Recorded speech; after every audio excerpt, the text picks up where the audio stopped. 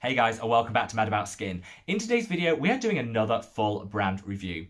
In this series, I take one brand, usually available at the drugstore at drugstore prices, and we tear it apart. We look at the ding ding ding holy grail products from that brand and the wah wah wah total fail products that you probably want to avoid in your own skincare routine. Today is the turn of Garnier. I thought it was a great opportunity to review Garnier because 2 weeks ago, they were certified as being entirely cruelty free.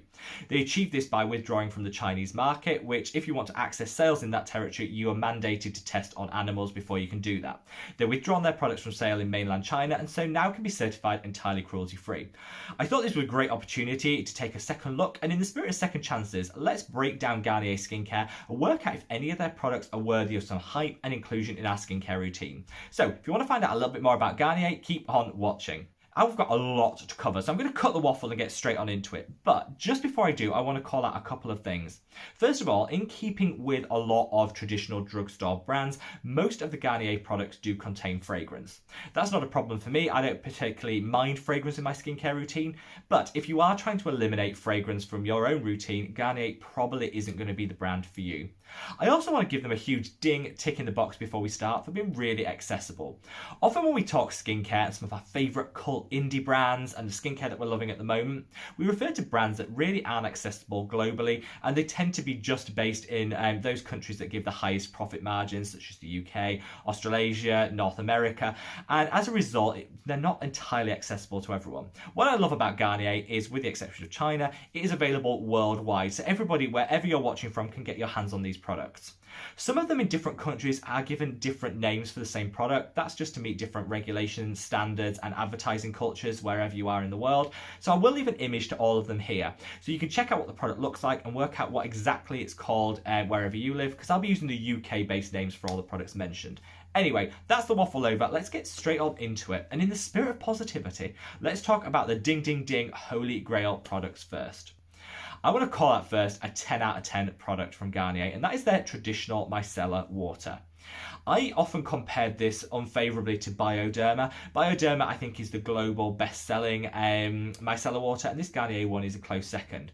I said between the two, Bioderma performed just a fraction better, which is why I always went for that. However, Bioderma isn't cruelty-free, whereas now Garnier is. So if you're looking for a super effective micellar water that's entirely cruelty-free, this is the one I'd probably go to.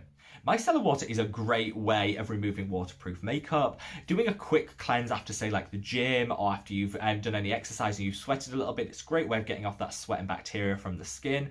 And micellar water is super gentle. It's also great for people that suffer with fungal acne. Because of the oil concentration in it is kept to a minimum, it shouldn't trigger flares up of fungal acne. So if that applies to you, this could be a really great option.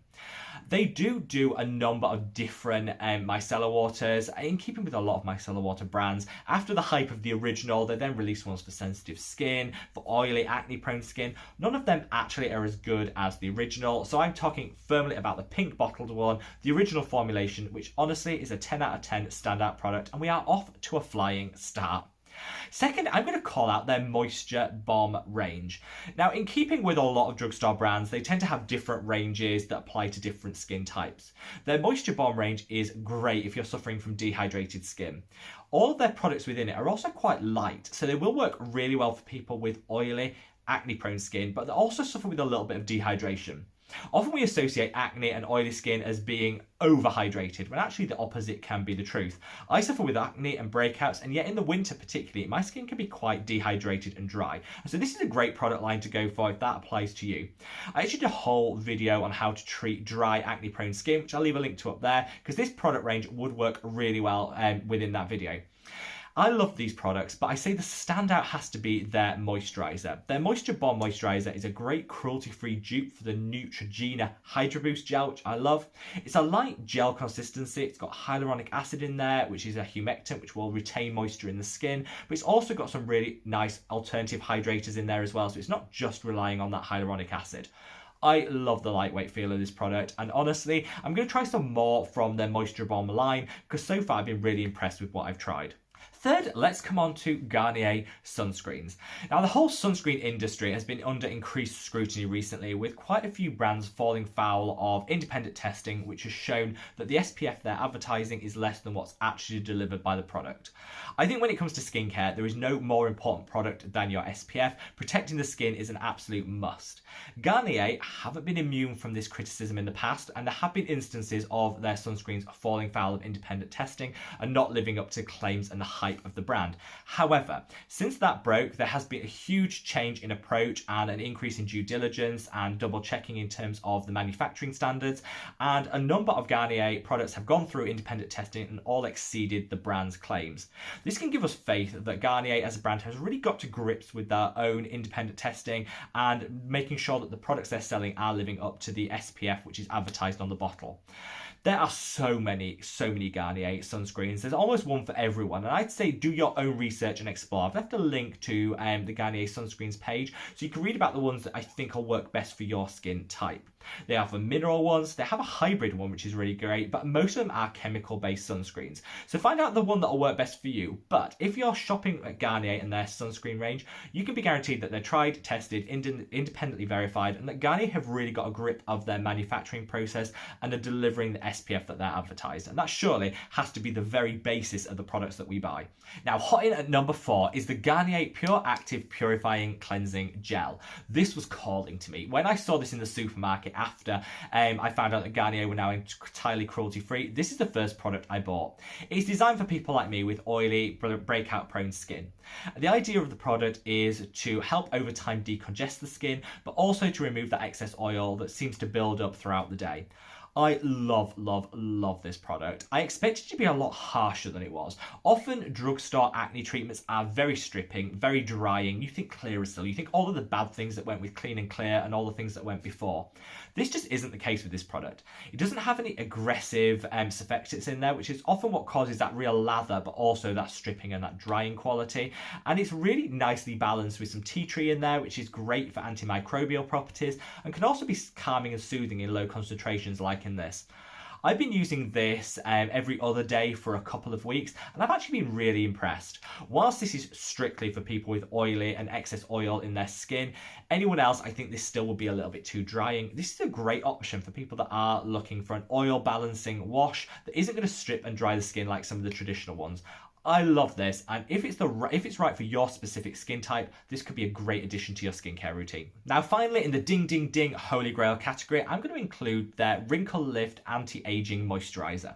Normally I stay away from this sort of terminology, wrinkle lift, like it's going to be a facelift in a bottle, because it often gives us unrealistic expectations for what we think we're going to get from the product, which then leads to disappointment. However, the price point of this is so good for what it includes. And not only is it hydrating, it's also going to help plump the skin. The texture is divine. You just smooth it onto the skin and it just feels like heaven on the face. It's got some peptides in there which are going to help with the anti-aging, and overall I think it will have a marginal improvement and benefit for fine lines and wrinkles. Is this going to give you that facelift look? No, but for the price point I think it delivers really great benefits. And if you're looking for a night cream, because I think this is on the thicker side, so I'd probably use it in the evening, and you are worried about those first signs of aging, this could be a really great product to include in your skincare routine. It won't change the earth, but for the price point I think it'll deliver enough for it to be classed as a holy grail.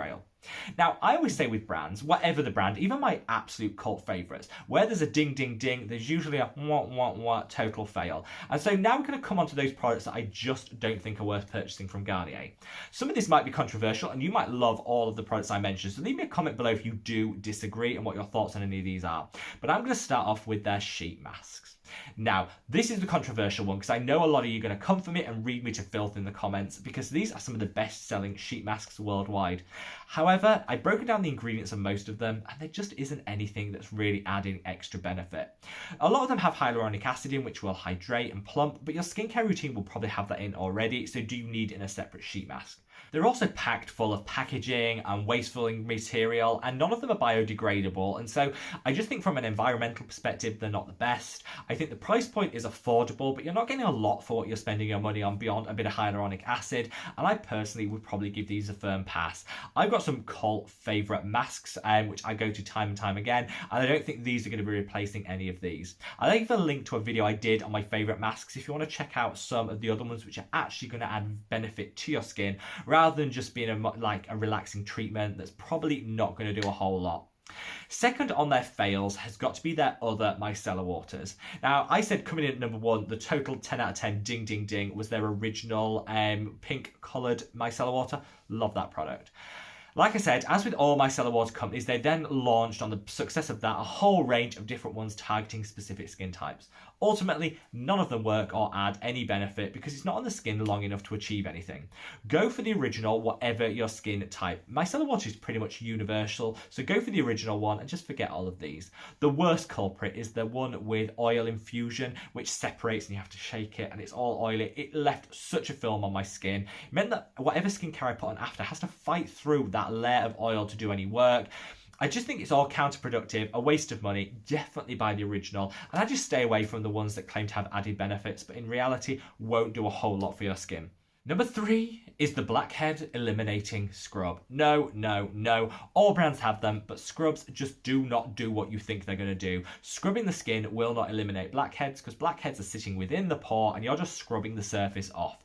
If you want an effective in-pore exfoliation, you need to go for a BHA salicylic acid exfoliator. This scrub will do nothing, nada for your skin. It will increase the risk of hyperpigmentation. It can sensitize the skin. It's just a firm no.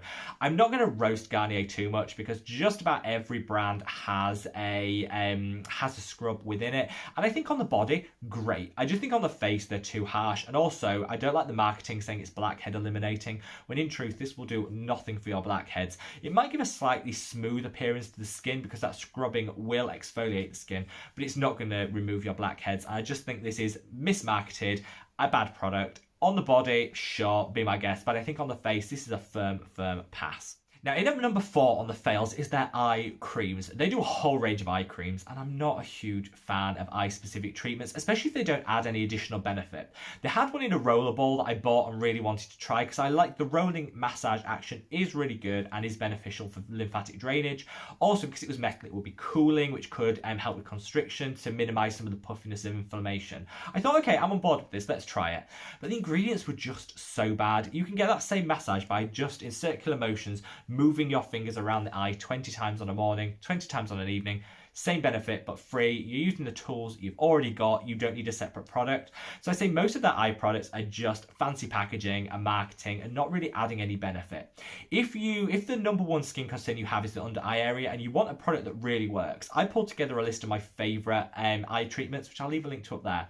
Check that video out because all of those actually deliver benefit. There's a price point for everyone. They're not all super bougie and luxury. There is a Garnier priced one in there. Just check that out because I don't think any of the Garnier ones are actually going to be adding any benefit to your skincare routine.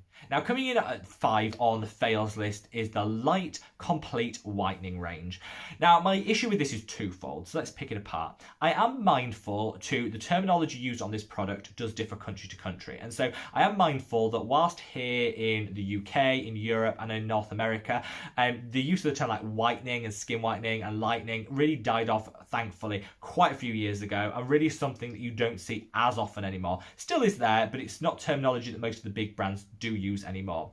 In Asian countries and in some other territories, this is much more prevalent and acceptable language. So I'm not reading them specifically for that. However, they did come out with a bit of marketing to say that actually they'd stop the use of the words whitening and lightening and things in their brands because they were mindful of the cultural sensitivities around that and how it's a bit of an outdated term, but yet they're still using it in some countries. So I think this is just problematic because they're clearly not that committed to eliminating that sort of terminology because they still use it when they know it will appeal and it will sell. So that's a bit problematic and a bit on the shady side. So I'll leave you to make your own judgment on that, but that's the reason I'm including this in the fails category. Also, the ingredients aren't great.